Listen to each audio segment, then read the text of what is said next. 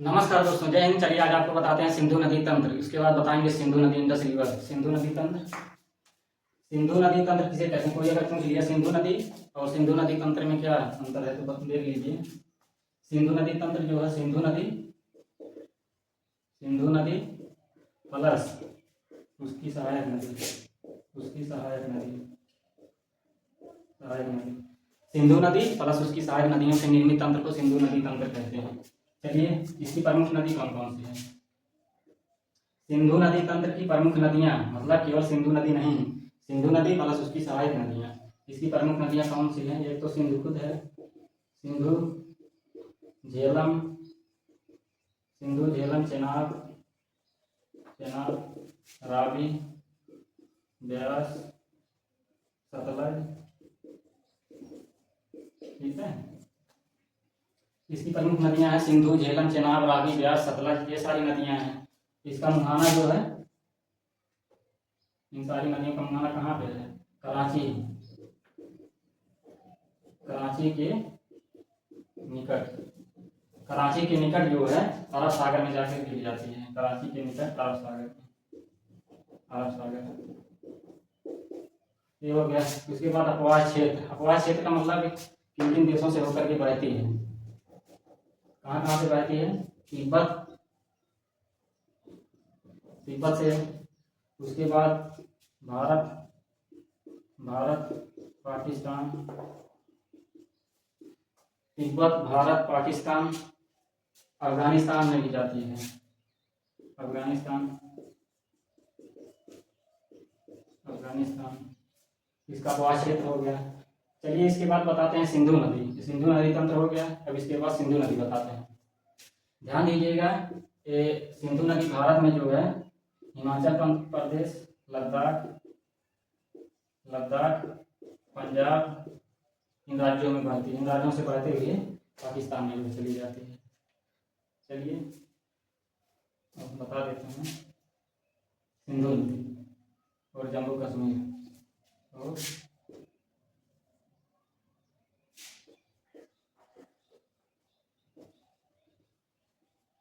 Indus river. पहले देखिए, theory देख लीजिए, अभी हम डायग्राम से भी समझा देते हैं जिससे कोई भी दिक्कत ना रहे, एक भी सवाल ना छूटने पाए। पहले जो है थ्योरी देख लीजिए, उसके बाद डायग्राम से भी समझा देंगे। पहले देखिए, इसका उद्गम देखते हैं, कहाँ से निकलती है उद्गम, ये कहाँ से निकल रही है? ये तिब्बत के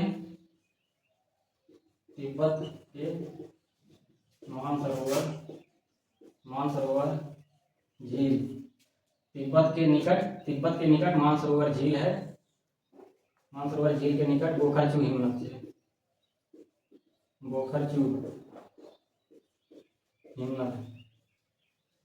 सिंधु नदी का उद्गम तिब्बत के निकट मानसरोवर झील के पास बोखरचू हिमनद से निकलती है। ये पहला हो गया आपका। उसके बाद जो है मुहाना, इसका देखते हैं दूसरा मुहाना। चलिए, इसमें देख लेते हैं। मुहाना जो है मिठान कोट के पास मिल जाती है। मिठान कोट के पास पंचनद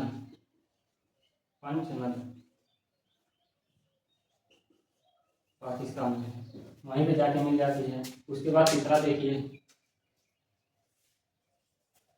तीसरा इसमें क्या रहेगा? लंबाई इसकी कितनी है? लंबाई देख लीजिए, लंबाई इसकी कितनी है? लंबाई इसकी जो है 2880, मतलब 2880 किलोमीटर। इसमें भारत में 11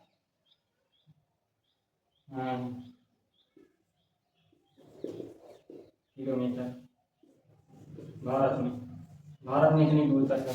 तो पूरे जो नदी की लंबाई 2880 किलोमीटर है। ये किसी किताब में 2 है, किसी किताब में 4 है, वैसे 4 ही लिख लीजिए। किसी में जो 2-3 दिया है, किसी में 4 है।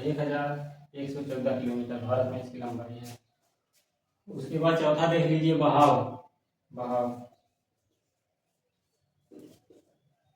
जो है तिब्बत, भारत और पाकिस्तान, मतलब सिंधु नदी जो है तिब्बत से निकलती है, बोखरचू हिमनद से तिब्बत, उसके बाद भारत में उसके बाद पाकिस्तान में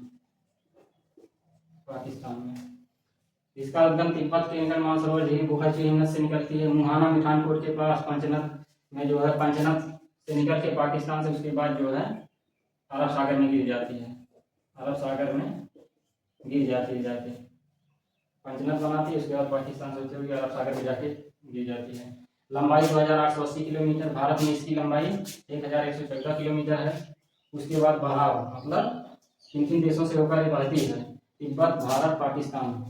उसके बाद पचमा देखिए, पचमा भारत में प्रवेश कहाँ पे करती है? भारत में प्रवेश दमचौक के पास, दमचौक जम्मू कश्मीर में है। जम्मू कश्मीर में दमचौक है, वहाँ पे प्रवेश करती है। उसके बाद दो पहाड़ी है, उन्हीं दो पहाड़ियों के बीच में बहती है, लद्दाख और जास्कर,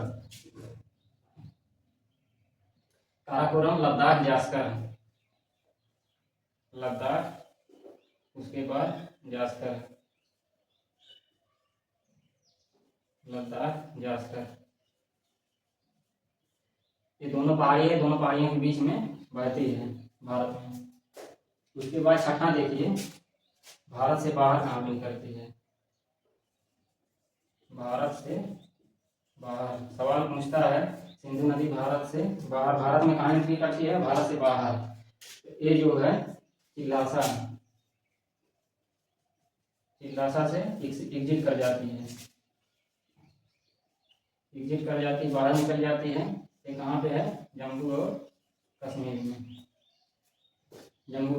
में। उसके बाद सातवां देखिए, मिठानकोट में पंचनद से, ठीक है, मिठानकोट में सातवां जो है यहाँ पे लिखे हैं ना, हाँ, मिठानकोट के पास पंचनद यहाँ पे संगम बनाती है। चलिए वही वाला यहाँ पे लिख देते हैं, संगम बनाती है।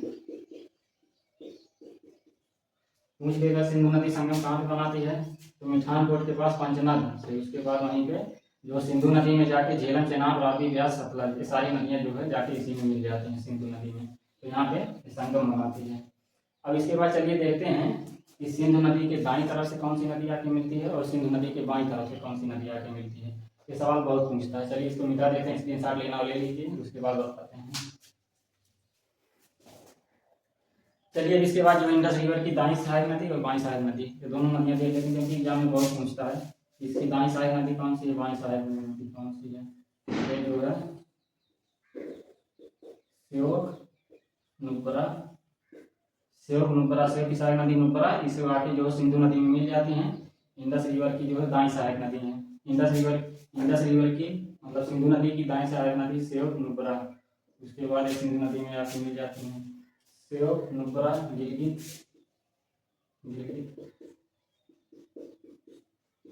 गिलगित, उसके बाद जो है ये दाई है, बाई जो है सिंधु, झेलम, चेनाब, रावी, ब्यास, सतलज, ये जाके जो है नदियां हैं।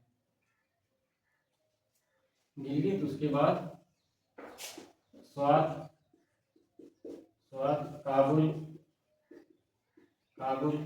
कुर्रम,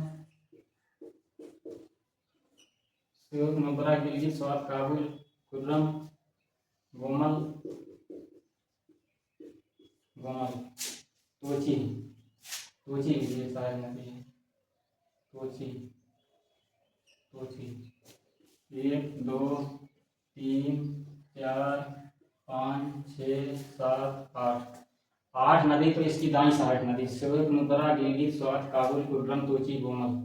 अब इसकी जो है दाईं सहायक नदी देख लीजिए, ये तो दाईं हो गई, बाईं वाली नीचे है, उधर से निकल रही है तो नीचे जो है बाईं वाली सहायक नदी है। अब बाईं वाली सहायक नदी देख लीजिए, ये देखिए है जास्कर,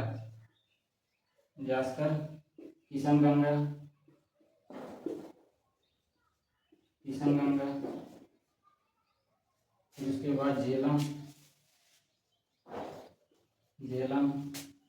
चेनाब, रावी, ब्यास, सतलज, 1 2 3 4 5 6 7, मतलब 8 नदी जो है दाई सहायक नदी है और 7 नदी बाई सहायक नदी है इंडस रिवर की, सिंधु नदी की। जास्कर हो गया, किशन गंगा हो गया, झेलम हो गया, चेनाब हो गया, रावी, ब्यास, सतलज, ये सातों नदियां जो है बाई तरफ से जो है सिंधु नदी में जाके मिल जाती हैं। इसमें सवाल पूछता है सिंधु नदी की दाएं सहायक नदी कौन सी, बाई सहायक नदी है कौन सी, इसका स्क्रीनशॉट ले लीजिए। उसके बाद जो है इसका डायग्राम एक बार बना के उसके बाद समझा देते हैं सिंधु नदी का डायग्राम समझ लेंगे, कहाँ से निकलती कहाँ जाके गिरती है, सब जो समझ में आ जाएगा। उसके बाद कोई सवाल गलत नहीं होगा। चलिए इसके बाद बताते हैं। चलिए दोस्तों, इसके पहले हमने जो सिंधु नदी तंत्र पढ़ाया, उसके बाद इंडस रिवर सिंधु नदी पढ़ाया। अब इसके बाद जो है डायग्राम देख लेते हैं। इसके पहले थ्योरी हमने बताया, अब उसके बाद डायग्राम से समझ लीजिए। कोई सवाल अगर होगा तो बताइएगा। ये देखिए तिब्बत में है सोनोख्या बाग ग्लेशियर है। सोनोख्या बाग ग्लेशियर से सिंधु नदी निकलती है।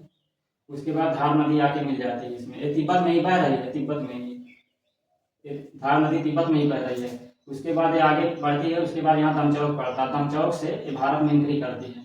दमचौक से सिंधु नदी भारत में एंट्री करती है। जम्मू कश्मीर में है दमचौक, यहाँ से भारत में एंट्री करती है। उसके बाद सोएट और नुब्रा दो सहायक नदियाँ हैं, ये आके जो है सिंधु नदी में मिल जाती हैं, दाएं तरफ की हैं।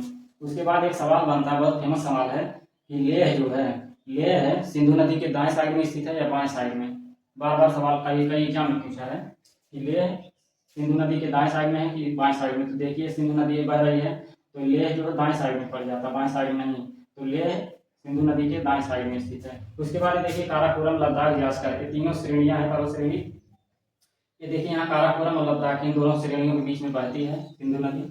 सिंधु नदी इन दोनों श्रेणियों के बीच में बहती है। उसके बाद जो है यूं टर्न लेते हुए लद्दाख को, उसके बाद लद्दाख में जो है, उसके बाद जास्कर और लद्दाख के बीच में बहती है।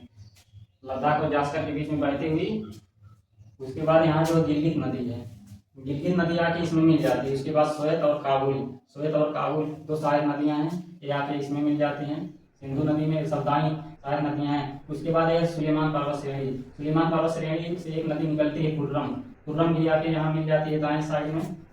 उसके बाद गोमल भी एक सहायक नदी है, गोमल भी आके यहाँ मिल जाती है। और ये आगे बढ़ती हुई गिलगित के पास जो है मिठानकोट के पास जो पंचनद यहाँ बनाती हुई उसके बाद मिठानकोट में जाके मिल जाती हैं। उसके बाद ये आगे बढ़ती हुई कराची से अरब सागर में मिल जाती है।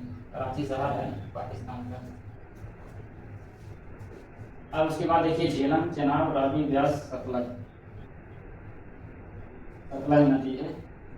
देखिए नहीं, झेलम, चेनाब, रावी, ब्यास, ये सतलज नदी है। ठीक है, नहीं है सतलज नदी।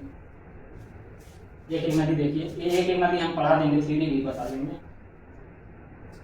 ये देखिए वेरीनाग झील है। वेरीनाग झील से झेलम नदी निकलती है। इस किशन गंगा नदी इसकी सहायक नदी है, दाएं साइड से आके मिलती है। उसके बाद ये आगे बढ़ती है, तो आगे जो बुलर झील है, बुलर झील से निकल करके झंग के पास जो जाके मिल जाती है, पाकिस्तान में है। उसके बाद एक है बड़ा लाचा दर्रा जो हिमाचल प्रदेश में है। हिमाचल प्रदेश में बड़ा लाचा दर्रा जास्कर पहाड़ी के थोड़ा ऊपर, जास्कर पहाड़ी के निकट में ही है। जास्कर पहाड़ी के निकट बड़ा लाचा दर्रा है। वहीं से चंद्रा और भागा दो नदियां निकलती हैं। चंद्रा और भागा दो नदियां निकलती हैं। ये दोनों आगे बढ़ करके उसके बाद चेनाब नदी बनाती हुई झंग के पास पाकिस्तान में मिल जाती हैं और ये आगे बढ़ती हैं। उसके बाद उसके नीचे है कुल्लू पहाड़ी एक है। कुल्लू पहाड़ी के पास है रोहतांग दर्रे से जो है रावी नदी निकलती है और आगे बढ़ती है। और आगे जाके जो है उज नदी इसकी दाई सहायक नदी है। देख लीजिए, उज एक दाई सहायक नदी है रावी की। और इसी के ऊपर एक बहुत फेमस परियोजना बनाई, उज परियोजना बनाया गया है। और ये आगे जाके रंजीत सागर परियोजना भी है। उज परियोजना उज नदी पर है और रंजीत सागर परियोजना रावी नदी पे है। सवाल पूछता है कि उज परियोजना किस नदी पर है, उज नदी पर है। और रंजीत सागर परियोजना किस नदी पर है, तो रावी नदी पर। ये आगे जाके मिल जाती है चेनाब नदी में। रावी नदी आगे जो है चेनाब नदी में जाके मिल जाती है, ये चेनाब नदी है।